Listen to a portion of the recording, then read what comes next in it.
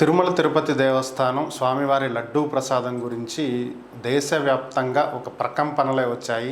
ఎప్పుడైతే ముఖ్యమంత్రి చంద్రబాబు నాయుడు లడ్డూలో కల్తీ జరుగుతుంది అని చెప్పి ఆయన ప్రకటించడం జరిగిందో, అలాగే లడ్డూ ప్రసాదంలో జంతువులకు సంబంధించినటువంటి నూనెలు, కొవ్వు వాడటం జరిగింది అని చెప్పి ఎప్పుడైతే ప్రకటించారో దానికి తగ్గట్టుగా ఒక రిపోర్టు కూడా నేషనల్ డైరీ డెవలప్మెంట్ కార్పొరేషన్ నుంచి ఒక రిపోర్టు కూడా వచ్చిందో అప్పుడే ఇది మరింత వివాదానికి దారితీసినటువంటి అంశం. అయితే దీనికి సంబంధించి భిన్నాభిప్రాయాలు వ్యక్తమవుతూనే ఉన్నాయి. ఇప్పటి వరకు దీని మీద ఒక క్లారిటీ అయితే లేదు. అంటే ఇక్కడ క్లారిటీ అనేది ఎందుకు మాట్లాడాల్సి వస్తుంది అంటే, ముఖ్యమంత్రి స్థాయిలో ఒక హోదాలో చంద్రబాబు నాయుడు గారు ఒక ప్రకటన చేశారు. కానీ ఇక్కడ నిజంగా ఏదైనా కల్తీ జరిగి ఉంటే, ఏదైనా అవకతవకలు జరిగి ఉంటే దీని మీద ప్రకటించాల్సినటువంటి బాధ్యత ఎవరికి ఉంది అంటే తిరుమల తిరుపతి దేవస్థానం బోర్డుకు ఉంది. ఎందుకంటే ఇది ఒక స్వచ్ఛంద బోర్డు.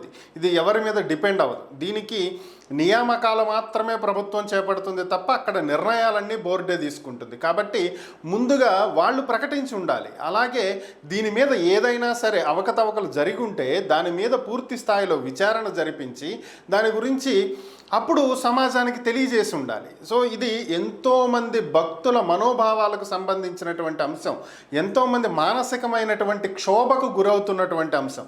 ఇలాంటి సున్నితమైనటువంటి అంశాన్ని రాజకీయపరమైనటువంటి అవసరాలకు వాడుకోకుండా ఖచ్చితంగా దీని మీద న్యాయపరమైనటువంటి విచారణ జరిపించి, అంటే సిఐడి తోటో సిబిఐ తోటో కాకుండా ఒక సిట్టింగ్ జడ్జితో కానీ రిటైర్డ్ జడ్జితో కానీ ఒక కమిటీని వేసి న్యాయపరంగా దీని మీద విచారణ జరిపించాలి అని చెప్పి డిమాండ్లు వస్తున్నాయి.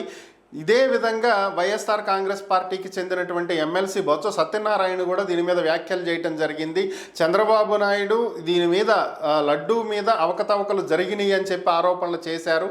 అయితే దీనికి సంబంధించి దీన్ని రాజకీయంగా పొడిగించకుండా, రాజకీయ అవసరాలకు ఉపయోగించకుండా, దీన్ని రాజకీయ కోణంలోకి చూడకుండా, ఇది భక్తులు ఎంతోమంది ప్రపంచవ్యాప్తంగా ఉన్నటువంటి స్వామివారి భక్తుల మనోభావాలకు సంబంధించినటువంటి అంశం, విశ్వాసాలకు సంబంధించినటువంటి అంశం అయినటువంటి నేపథ్యంలో న్యాయపరమైనటువంటి విచారణ జరిపించి నిజంగా దోషులు ఎవరైనా ఉంటే, ఇలాంటివి ఏవైనా జరిగి ఉంటే ఖచ్చితంగా శిక్షించాలని మేము కూడా కోరుతున్నామని చెప్పి ఆయన అడగటం జరిగింది.